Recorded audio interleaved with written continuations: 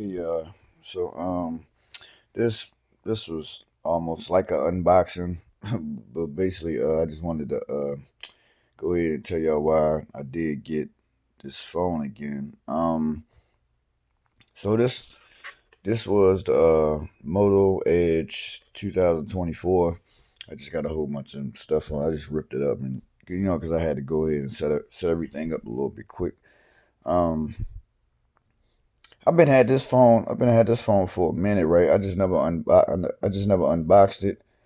As you can see, I did need another one because this one is all messed up. I've been dropped this one for a while, and it came from like drinking and when you're so drunk and all that, you just dropping the phone and stuff like that. So that's pretty much my fault. As y'all can see, look at it.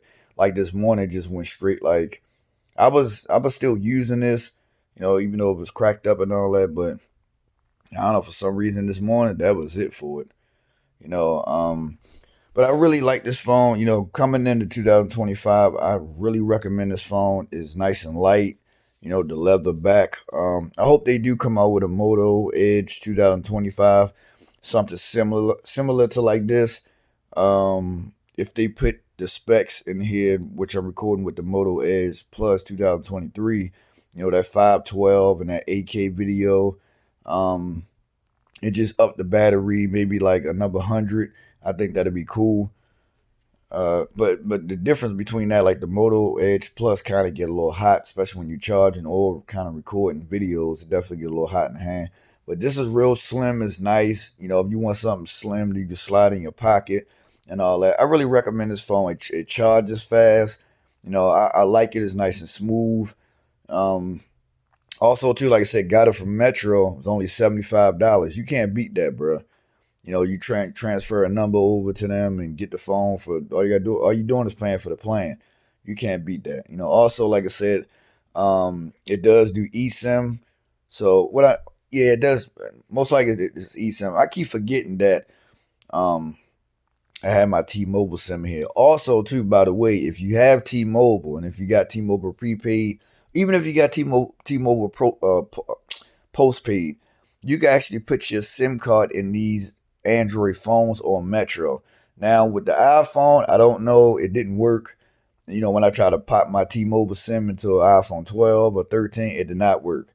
But the Androids, even this one too, this is 835 or something like that with Metro, I can pop my T-Mobile SIM in all these. That's if you just got T-Mobile, you know what I mean? But if Metro or something like that, you cool. So I just wanted to let y'all know that because it's Metro by T-Mobile. At first it didn't work, but once I popped it in there, everything transferred over, boom, it started working.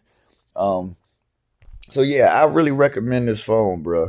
The Moto Edge 2024. I think if you're going into 2025, I think this would be a good, decent phone. Like I said, I ain't had no problems out of it until I started dropping it, by mistake. So if you doing some drinking and all this other stuff, and another thing too, you don't want to put a case on. I'm saying you need to, but the leather on here, man, it's just it feels so good in the hand. You is not going to drop this thing. Like I'm shaking it, and yeah, but you're not going to drop this thing. You know what I mean? Definitely put a screen protector on. I wish I would have did that. But so I ain't want to hold y'all too long. But this was like an unboxing. But I just this just a brand new one. Been had it for a while. I would have got a couple of these, just to have them. I thought, before they stop selling them and all that. I think when you get certain phones like these, I think it's really good to just have them, as a backup phone, and because the Androids are getting better. They really are. Once they videos start to get a little bit better, like the Samsungs and stuff like that, they're shooting 4K 30 frames per second, and it's pretty decent. Stabilization and all that's pretty decent. I like it.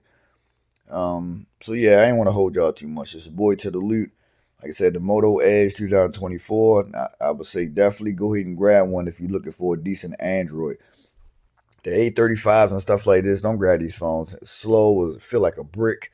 Don't grab these types of phones. But if you want to mess with Metro, this the first Android I will recommend. And then I will recommend the Moto Stylus. I like that one too as well. Nice pictures and all that. But this will be the first one. You know what I mean? It's not that big. It's slim. Feels good in the hand. It's fast.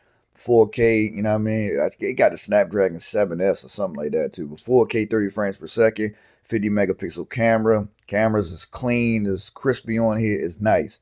You know what I mean? So yeah, peace.